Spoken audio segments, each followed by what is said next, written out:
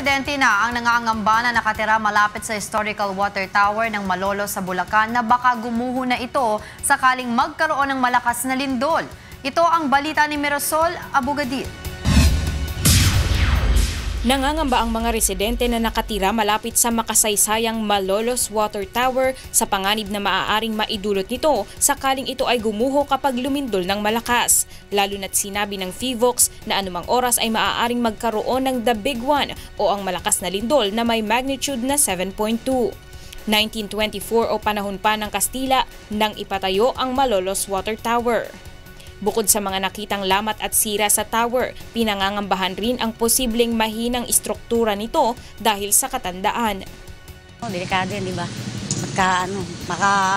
Makaano lang yan. Maraming masasaktan kung mababagsakan. Kaya delikado pag lumindol.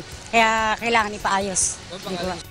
Talagang may perang maitutustos talaga na mas mainay yung demolish ng talaga.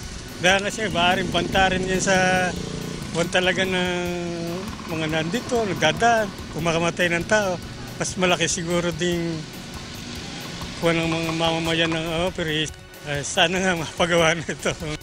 Ayon sa City Engineer ng Malolos, naglabas na ang Historical Commission ng desisyon na i-retrofit ang istruktura at palitan ang mga kailangang palitan.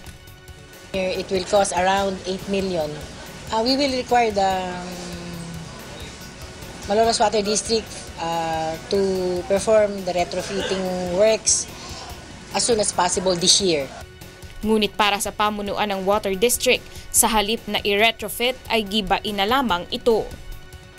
Ang advantage sir kasi ng demolition, magagarantiya sir kasi ay maiiwasan natin yung accident na maaring i-cause ng pagbagsak ng isang struktura. Lalo na sir kung kaganto katanda na yung structure. Ang disadvantage sir ng retrofitting is hindi natin alam ang capacity nung gusali mismo. Pwede siya mag-stand ng magnitude 5, pwedeng bumagsak ng magnitude 7. Kasama ang Bulacan News Team, Mirasol Abugadil, UNTV News Worldwide.